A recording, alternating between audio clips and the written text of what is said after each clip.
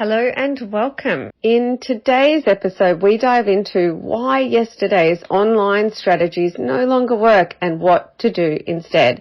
Tune in and learn how to improve your online strategies to ensure you stay visible and competitive and continue to do better in business. For more information on this episode or how to work with me, check out the show notes or visit betterinbusiness.global. You've tuned into Better in Business with Jeannie. As an award-winning strategic bookkeeper and business veteran, I am dedicated to helping entrepreneurs learn, grow, and prosper. This podcast aims to challenge your thinking. If you're not thinking the right way, how can you act the right way?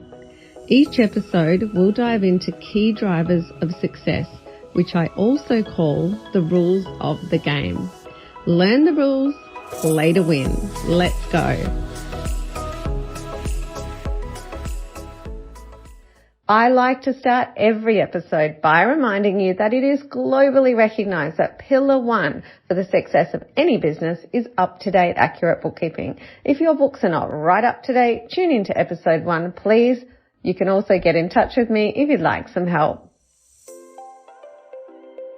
Today's guest is 𝗟𝗚𝗞𝗘. Nick is a digital marketing strategist. He coaches small businesses in developing the right digital ecosystems.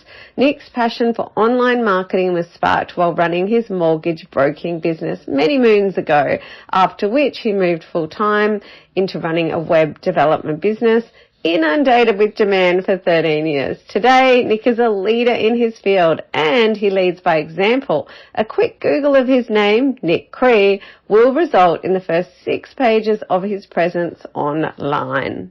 Welcome, Nick, to the podcast, and I am keenly interested. I definitely want to be a learner today. I would like to know why yesterday's online strategies no longer work and what the heck to do instead. That old question. Well, it's a question I get asked all the time. People are saying, why are my ads not working? Why is it that everything seems to have dried up? And there's one answer to that.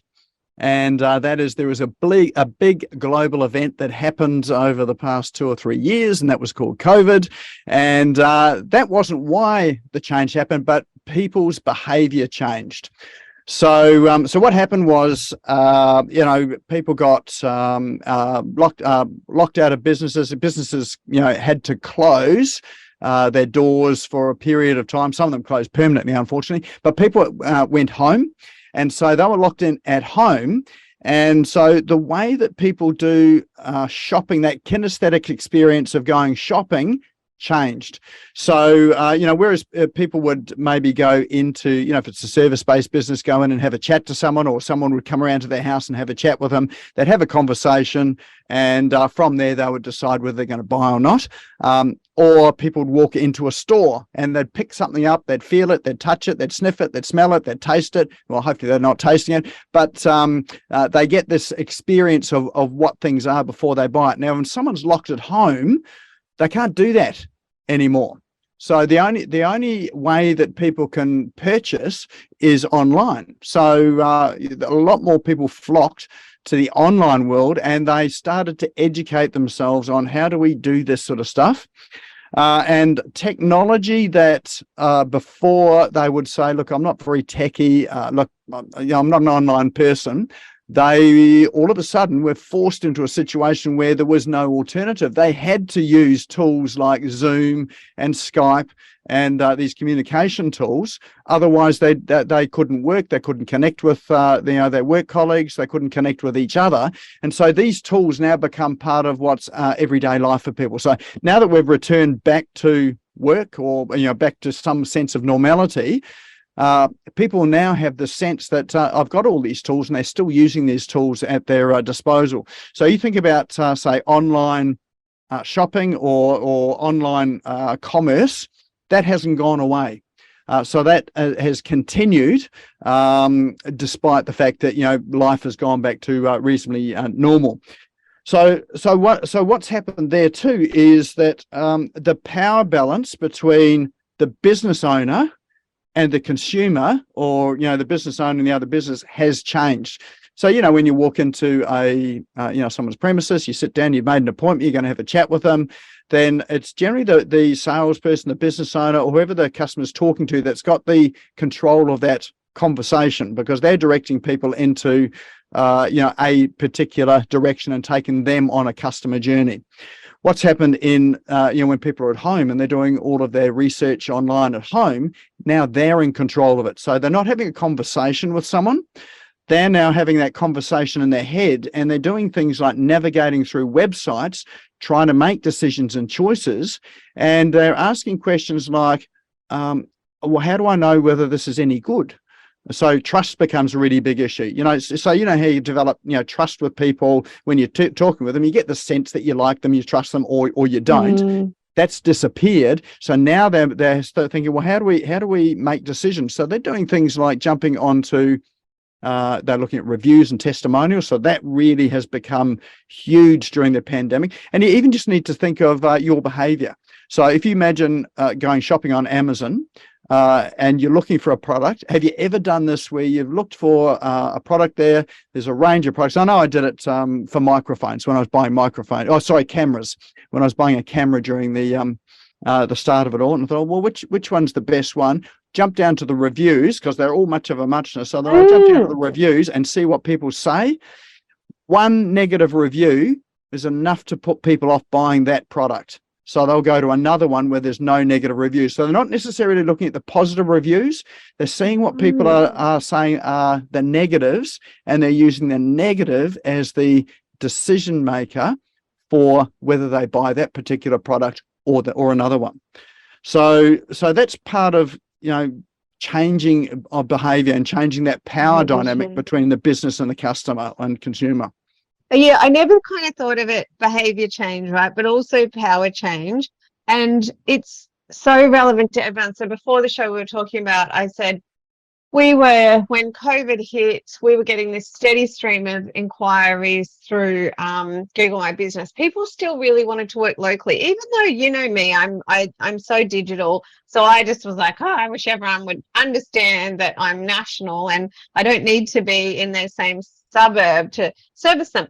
But when the pandemic hit, it's not like we got this flood of national inquiries. Our inquiries all dried up. And if I think about this behavior change and how I felt at the time, even though I was in an industry that got busier and it was crazy, I didn't get the break over COVID.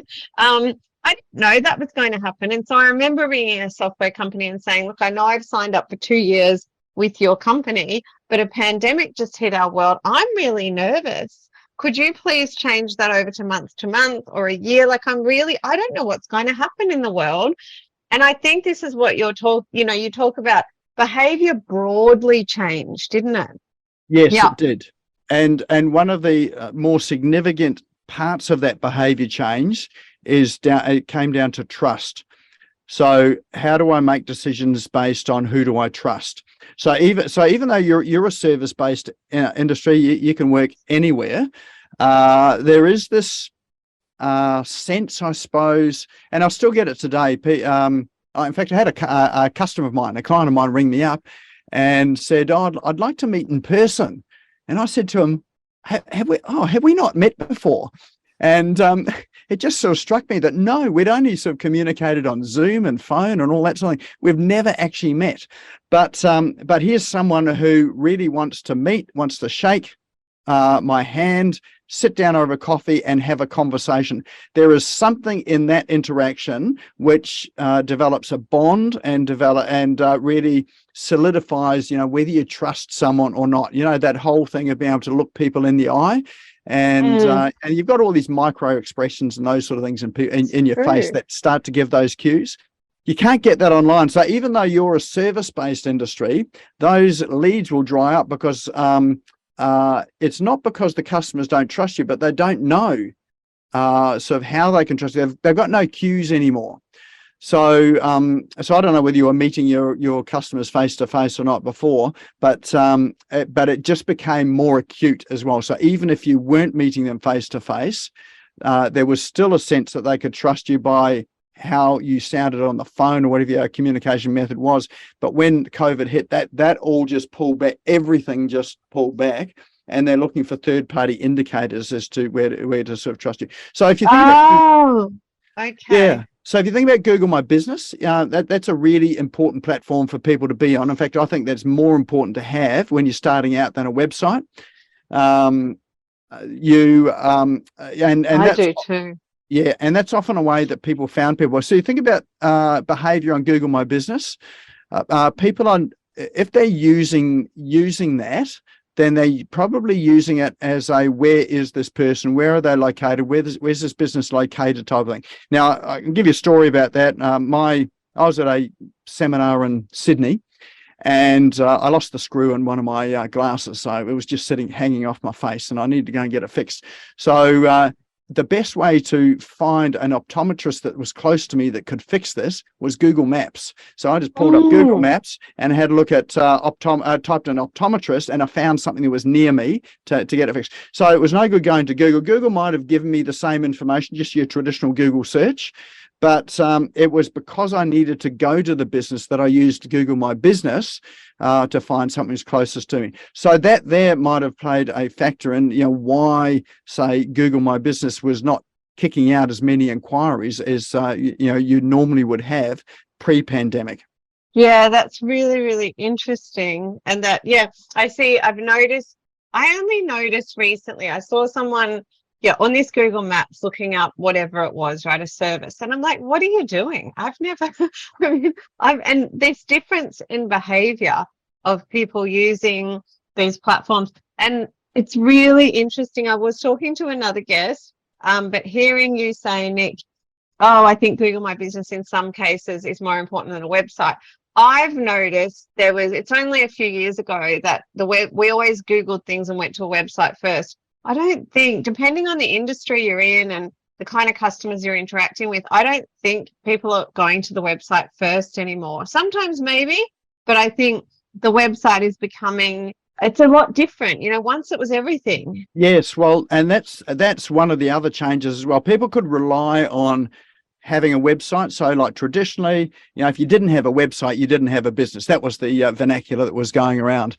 But people were using their website as the primary source of, where people found them. And people would Google and you type in some business name and you just go straight to the website. A couple of changes there. One is tech changes. So you notice that, say, Google has rich snippets at the on some of the listings. So if people are asking a question, they don't actually have to go to the website to get the answer. They just have to look at the rich snippets and they've got the answer.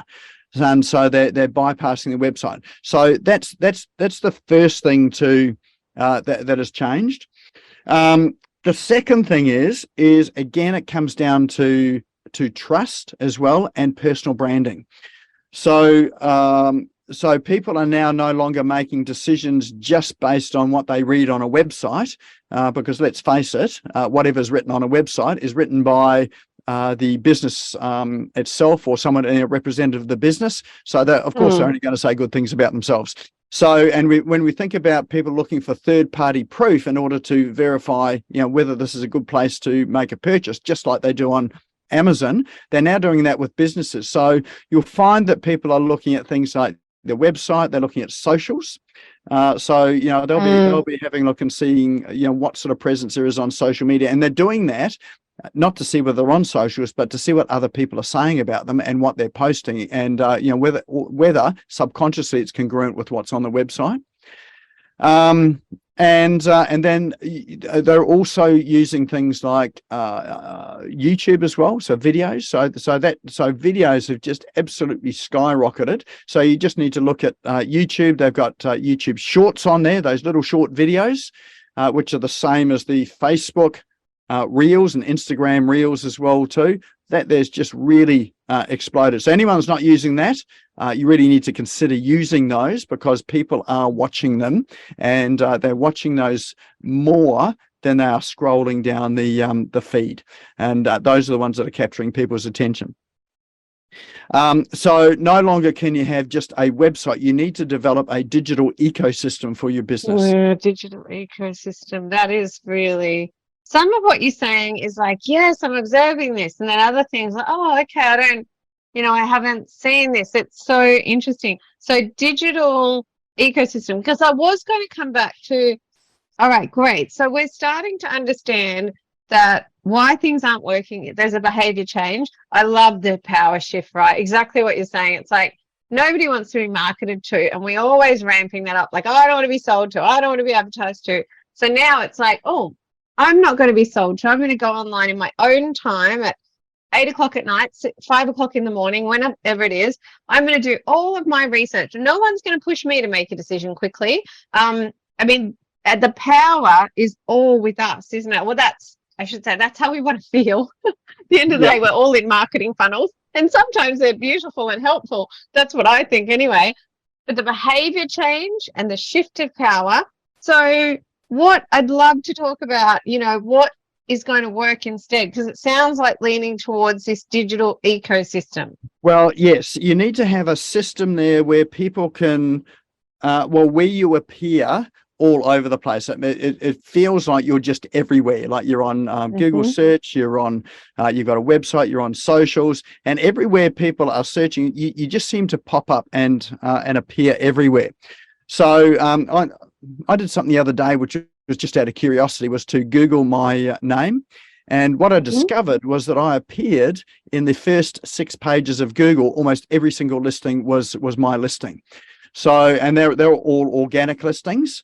And so and when I looked at, where did these come from? One of them was, a few of them were my website. So, just pages from my website. Others were things like networking groups that I'm a part of. I'm in a networking group directory. I'm on podcasts. So the great thing about podcasts, and everybody should try and get in to be a guest on podcasts, is that the podcaster does all the marketing. So they put out all the marketing for the podcast, and then when the podcast is produced and it's live, there's a whole lot more marketing that goes out. And what goes into that marketing is your name and your business name. So again, it's also third-party proof as well too. So like, you wouldn't be on a podcast if you weren't any good. So you must be good because you're appearing on someone else's podcast. So so you've got those references coming up. Any YouTube videos you put up, they appear in your profile as well. Things like SlideShare. Anyone does any PowerPoint presentations for events, conferences, and even on webinars, you should always load those up to SlideShare. And SlideShare is a website which is owned by LinkedIn, and LinkedIn pulls in those slides and puts it on your LinkedIn profile. So you've actually got 2 bites of that cherry. And then you've got sites like Scribd, which is an ebook site. So it's a competitor to Amazon in the books and ebook spaces. That's where it's evolved to. But you can put up your lead magnets there. So if you've got lead magnets on your website, put them up on something like Scribd as well too. It's another source for people to download them, but also gives you another backlink back to your site as well. So what happens is you get all of these references that appear in Google search that are not yours, but they refer to you. So they help people with that third-party validation that you're obviously good, you're trustworthy, someone else is saying it, you're not saying it. And so and if you're doing that, you can be pretty sure that most of your competitors are not doing it. So if your name pops up 20 times for 1 time for everyone else, then all of a sudden you're winning it on a numbers game. Rather than, you may or may not be good at what you do. I hope you are good at what you do, but you win it on a numbers game, and that's what people judge it on. They judge it on the numbers. And probably another example of that too, if we go back to Google My Business, the number that's important on Google My Business is the number of reviews you've got. So I work with businesses on their reviews to try and get them up over 200 5-star reviews. And the reason for that is, and to do that, I mean, it's really simple to do that. All you do is ask everyone you deal with to leave you a 5-star review. And you'll get, I don't know, 20, 30, 40% of people will do it. But if you ask everyone, you will start to get, you'll quickly build your reviews profile. Ask them regularly, yeah. Yeah. But if you do that, you can pretty much guarantee that most of your competitors are not doing it. So those that are not doing it, you will quickly start to rank up. So you've got 4 to 5 times more reviews than anybody else. And so any prospective client or customer that's looking at those reviews, they're not looking at the reviews to read them. All they see is there's 250 reviews. The next one down has only got 35 reviews. Well, the one with 250 reviews must be better than the one that's got 35 reviews. We're going to contact them. So again, it's a trust signal.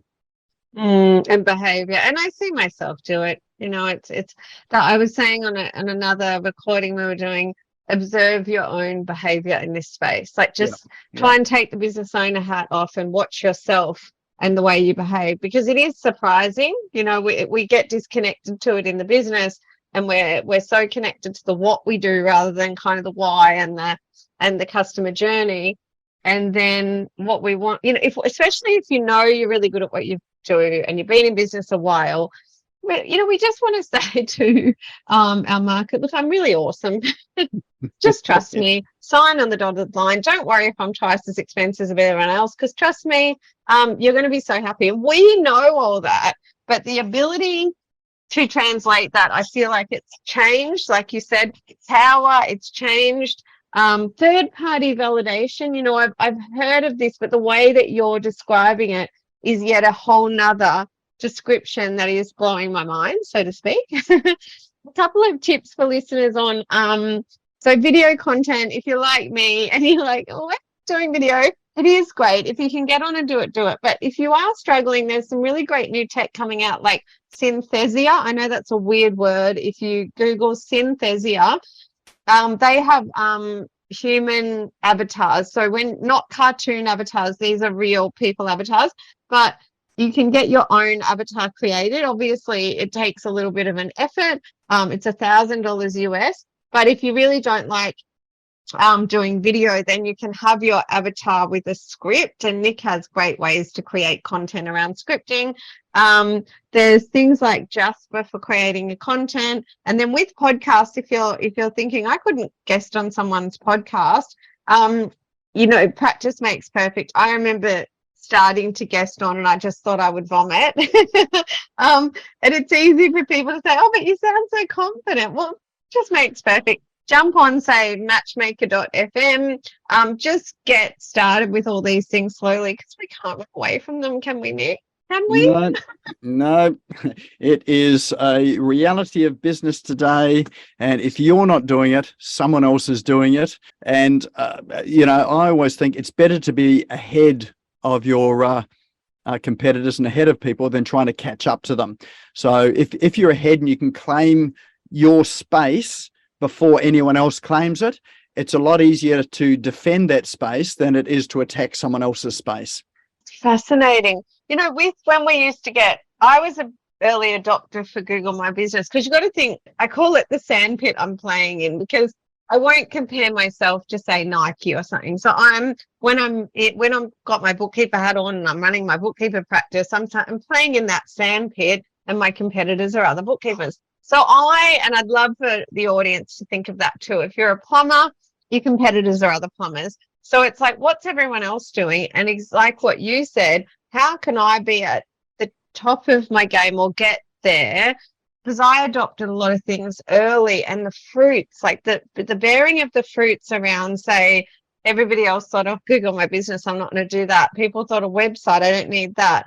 People thought a brand, that doesn't matter, you know. And I just kept thinking, I know the Kodak story, I know I need to adapt. I think reviews are important, you know. And it just served me so well to take that approach that you said about, you need to stay at the front. You need to be in the top 20%, not in the bottom 80%. If you want to avoid Jeannie, all the pain. The other thing I was going to say too about that is, if you're an early adopter, you can make all your mistakes while people are not noticing, because being an early adopter means that not many people are looking at the platform, and it's not really visible. So you know, all of those mistakes and issues and problems and whatever, you can make it early. And so when you've actually mastered it and you've got you know, that tech working for you properly, Then you've got the later adopters that come in, and they're in there making all the mistakes while you've got yours optimized, and that means that you're well ahead of the game, sort of in terms of learning. So as it comes into, I suppose the public are using it more, you've got something that is polished and working well, while others are still mucking around trying to learn the platform. Yeah. Do you think from the pandemic and just how everything, I've always felt things were changing relatively fast, but the pandemic, like, wow, what it has done. Is there any element that we're kind of starting again? Not like, obviously not from scratch, things that we've built have a value, but I just get this feeling of that there's a lot more hard work to do again, and there's this element of you're starting again. Well, yes and no. There is one of the things that did happen during the pandemic is the demise of the big brand. That sounds a bit dramatic. It wasn't quite the demise, but what happened was fascinating. Yeah, because if you think about people doing shopping, if you go into something like a Westfields mall, then the choice of some products that you've got there, products and services you've got there, are just what's contained within that mall there. So there's a number of clothing shops, there's a number of tech shops, all those, but it's just what's in the building. But when you go into the online marketplace, it's not like the Westfields and whatever there, or the shops that are in Westfields are there, but also so are all these other ones. So what happened is while people are sitting down at night watching TV, scrolling and searching on their phones for things that they wanted to buy or experiences they want to have, all of a sudden what they see in the search results are not just these regular stores that they're used to or regular service they're used to, they're starting to find these other quirky things as well. So there's a site out there called Etsy. And so Etsy is a online marketplace that just exploded during COVID, because you had these people that were sitting at home thinking, we need to make some money. What can we do to earn a little extra money? So everyone's probably heard the phrase, developing a side hustle. Well, there are lots of these little side hustles happening. And I know that there are arty, crafty people that started, they had time to do these arty, crafty things. And then they set up their Etsy store and they started selling it on the Etsy store. Then people that are sitting on the couch there watching TV, surfing on their phone, they discover these little stores and think, wow, this is quite a quirky thing. And so they started buying things that are not from mainstream stores, that are from these little quirky, tiny one-person, two-people stores. So that's one of the shifts. So in terms of starting again, I think the bigger brands have got a lot to catch up on to bring people back on board, but these smaller, I suppose, producers, yes, they've started again, and they've had to create an additional income stream, but they're starting to boom and take off with it now. And so some of those people are never going to return back to work because they're making enough money off their store to not actually have to go back to their job. So it's created that alternative. The other thing too, like particularly for service-based industries, personal brand has become way more important than corporate brand. So, corporate brand is your business branding. And, if you think about big business, I don't know, Coca-Cola, Nike, those ones there, that they are all corporate brand that bring in personalities to be their personal brand. But again, related to how people decide whether to purchase something or buy something or not based on these new trust factors that they've had to come and discover, the trust factor that is really important now is your personal brand. How do you show up on social media? How do you show up in things when you're not at work? Because everything now, you can discover what people are doing when they're not at work, and what is your branding style like what makes you different to everybody else. And I had a webinar last night, and someone just happened to they were commenting on my shirts. So anyone that knows me knows that I wear very colourful, alternative, different shirts. They're also business shirts, but they're not your plain white, plain blue type of shirts. And the reason why I did that is that I was told when you are running webinars, wear a plain coloured shirt so that you're not distracting people. They're listening to your words and they're watching your slides. They're not being distracted by the colour on your shirt or on your clothing. And that applied to both women and men.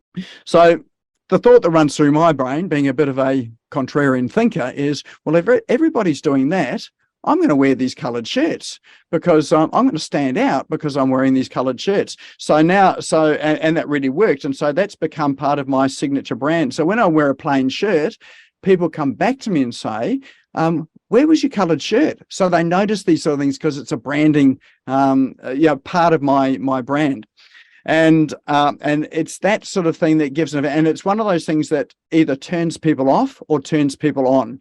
And so with your personal branding, you don't want to be bland in the sense that you appeal to everyone, because if you appeal to everyone, you also appeal to no one.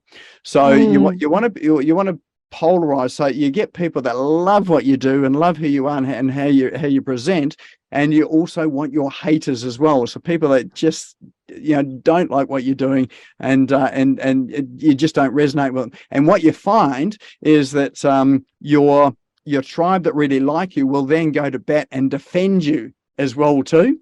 And so you get an even more loyal following than you would have if you've just got a bland brand. But yeah, your personal brand also reflects, can people trust you? Do they like you? Do you know what you're doing?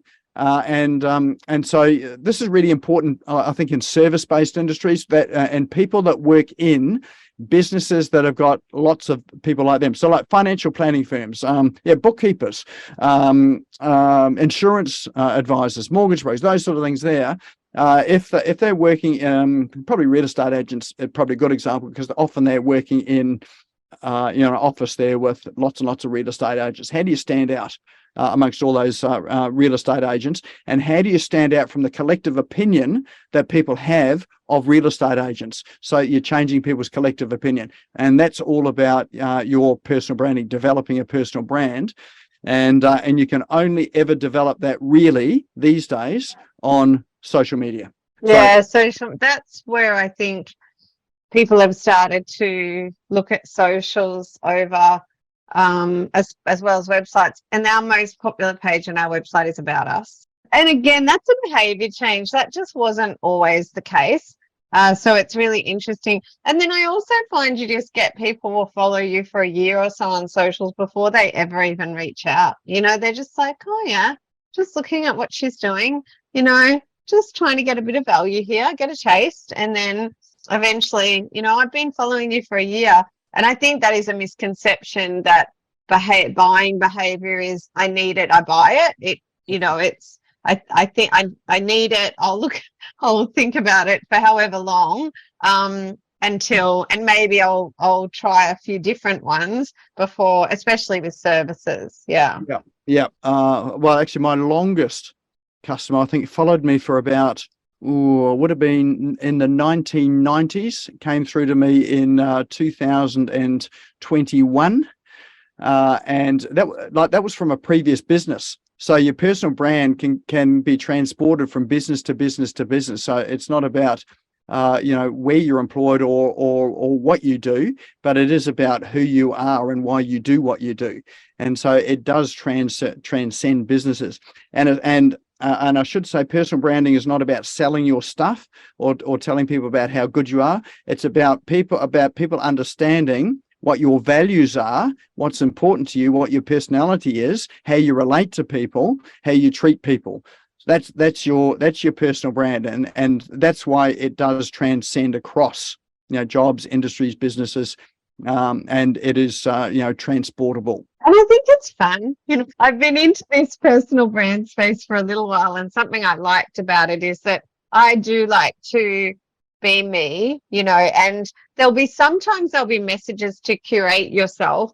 I think when you build an organization, certainly your organization personality, your me, has to be about what you're ultimately trying to do for your clients, right? So there's no point me turning up to serve, for example, tradies with a part of me that's not relevant to them. So I think that's really important. But I still think, like you said, I was traveling through Europe and I saw just recently, and I got to beautiful Malta, and there was this gorgeous sign that said, your vibe attracts your tribe.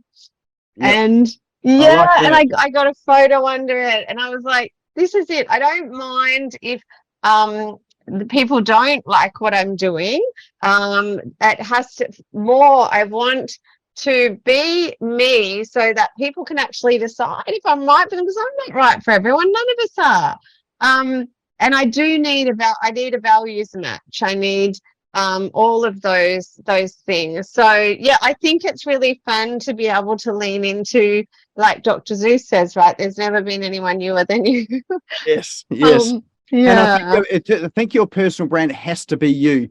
It's a mistake to try and be someone else, and because it feels forced, it sometimes feels uncomfortable, and it feels like work. So when you go home, you drop your guard and you become the real you, as opposed to the you face that you put up.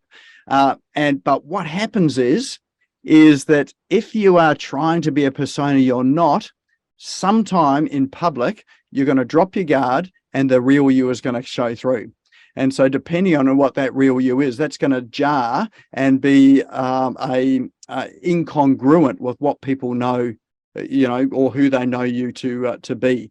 And so that there immediately develops a sense of distrust. It's like it decreases that level of trust, because in people's heads they sort of think, oh, well, if that's not who this person is, or that this is a side I haven't seen, what about all the rest of the stuff?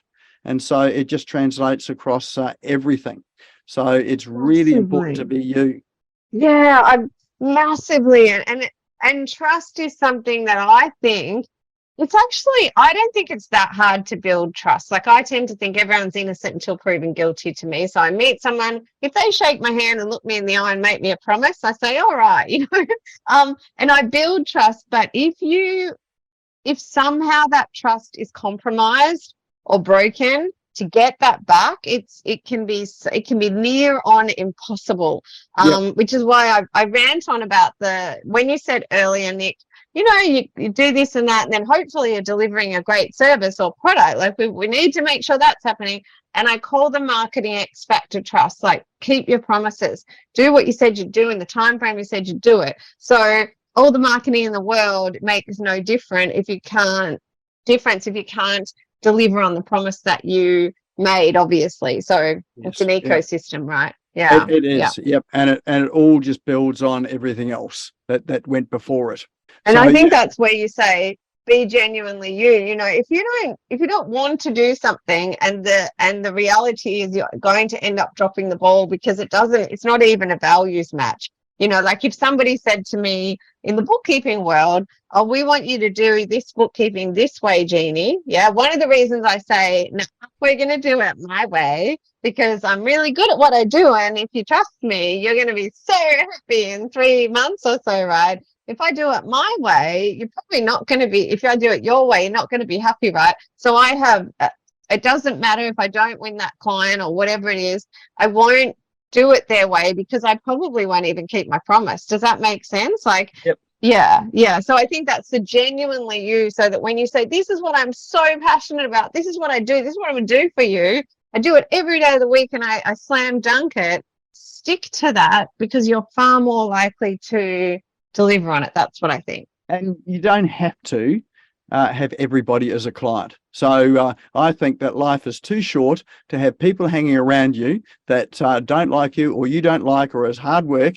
You are better to allow them to move on to someone else that is, where they find their tribe. So it's okay to lose customers, because you'll gain it back on the other hand. It is, absolutely. So now on to action. There are 2 things I'd like to know. So just to recap, we've got behavior has changed, the power shift. Please, everyone, think about the power shift, because that is a massive thing in the way that we're buying. Third-party validation, amazing. And if that's the first time you're hearing that, remember, it will come to you. Go on your laps around the sun. You can't avoid this stuff. What would you say if you're a business owner out there and you realize, I do need to make some changes in my digital ecosystem in order to future-proof, stay ahead, not have my own Kodak moment, and continue to do better in business, what should we do next? How do we speak to you, or anything you've got on that action? First thing is I think that if you take some of the things we've spoken about today and actively go and implement them, that'd be the very first thing to do. Can I just tell a wee short story from someone that I met today? Yes, that'd be great. And again, this came from COVID, and she said she was a health practitioner. She's a massage practitioner, and she said that she really used to like it because people would make phone calls, they'd book the appointment, she'd say, would 3 o'clock work for you, or is sort of 4 o'clock better? And so they'd have the conversation, and even though it took a lot of time to do it, it was her connection with people. But what she found now is that people don't like making phone calls. So that technology of the phone, yes, while it works, people are preferring to check in. She said she's just implemented a booking system on her website, and she has been surprised the number of people that use that and just don't phone her. Which is great for her because it's freed up a whole lot more time. And again, they put the power in the hand of the customer as opposed to her, so they feel like they're in control of it. So you can actually use that. But that was her changing her perception of tech. She didn't do it before because it was too hard, it was too techy, and it was easier just to use the phone. COVID has come through and said, actually, you need to move over to tech because this is people's preference. That didn't happen during COVID. That was as a result of COVID. So now people are used to doing things like booking in online, filling in forms, SMSing. So more and more people are sending SMS messages as opposed to phone calls. So you need to adapt to what's actually happening. Yeah, back to behavior, really, isn't it? Nothing of that customer behavior. And I was even looking at something before the podcast that I've really just dropped the ball in terms of, okay, that's the behavior. Somebody wants to book online using that link, and now I've got no space. I need to look at how I can improve that, because the reality is once they send a contact form, once they gave me a call, they just want to click and book. And we've all got these short attention spans, and if they can't, they just don't do it. So, I think one of my 7 habits of the successful entrepreneur is be tech savvy. There's no avoiding it. Oh, I like that. Yes. Yep. Yeah. Well, there is you can't get away from it today. You actually have to be tech savvy. If you don't understand it, and it's a mind shift as well too. Like if you're saying to yourself, I'm not very good at this tech stuff, change the words you're saying. And instead of saying that, say, I'm curious about this tech stuff. And that one mental shift there then starts to get you thinking about, how could I use this for my business? You don't need to know everything about it. You just need to know, what's the next thing that I need to learn in order to be able to implement this? Or if you don't want to learn it, who's someone that knows about this that can help me with this? And so those two things there are way more important now and critical now than saying, look, I'm not really good at the tech stuff. Because if you're not good at the tech stuff, you're not going to be good at business. Yeah, and I say to that's what, because I can be a bit brutal with my clients, and I say, I'm not techie. So I'll use that, because I say, I don't need you to be the most techie person in the world. I need you to frame up a habit and an attitude around tech. So it's really important. And I see businesses, Nick, missing out on this. So I know this amazing business in, like you said, the health and beauty space. And when they're slammed. You can't get an appointment. But they have this problem where they have this free time where they're not getting appointments, and yet they're not leveraging tech. You can't book online. You've got people out there like me, like other people, raving about them, advocating for them, but there's a barrier to booking in, and I said to them, when you have last minute bookings, none of us know you have them. It's so working with Nick or anyone to to leverage this new behavior in a way that we can take advantage of it rather than being the victim of it. Because even I feel like the victim of the new behavior. I'm furiously catching up. I'm furiously adapting all over again. And I was at the, the great end of the curve, but I do feel like to some extent there's a bit of starting again because behavior changed, and I need to understand, oh my goodness, what is the behavior? Am I caught up with my tech, etc.? So lean in, everyone. So yeah, Nick, because I was reading all about your jam, like what you're doing. So how do you help, and how do we get in touch, and how do we work with you? All right. So what I do to help is I work with businesses on their online strategy. Not that they have to be an online business, but embracing the parts of the online that are going to really help them. And what I do with that is that a lot of business owners I see are working, 50, 60, 70, 80 hours a week. I'm sure that that's not what you signed up for. You signed up because being in business was going to give you the lifestyle you want. Not actually take over your lifestyle. So what I do is to help them to reduce their hours to something like 10, 15, 20 hours a week so that they can have a lifestyle. And we do that through some of the tools and tech that's available, thinking about their strategy, all the things we've spoken about today. So rather than pushing against the grain, we look at where is it going? How do we flow with it? So really helping businesses with that and to select some of that tech and strategy as well, and looking for the long term. And those things about changes of behavior, helping you to understand that and helping you to know where to go to find that information. And it's right under your nose. So people don't often realize that information is right there under your nose. You just have to know where to find it and what questions to ask. The other thing I do too is I run a webinar every week called Business Owners Smashing It Online, and it's free. And it's available, and we have guest speakers that come on that have a specialty with something in that online or digital space. And the whole objective of that webinar is so that you can walk away with at least one actionable idea that you can action without needing sort of someone else to do it for you. So it's really giving you the control of your business in this sort of space. Now, I say one, there's probably more, but if you can do one thing a week, then that's 52 things that you've achieved in a year when, you may have achieved, no other changes. Yeah, like get your database in order, start asking for reviews regularly, whatever, play the long game and do your laps around the sun, right? All right, so we're going to put everything in the show notes, but do you have a main URL, Nick, where people can reach you? Yeah, main URL is smashgo.co, so smashgo.co. Or if you just Google my name, Nick 𝗟𝗧, NIKCREE, I'm on the first 6 pages of Google. All right, and he's a great human, so reach out to him. Thank you so much, Nick, for coming on the show. Thanks for tuning in. For more information on this episode or how to work with me, check out the show notes. If you'd like to know how I can help you do better in business, you know where to find me, betterinbusiness.global. See you in the next episode.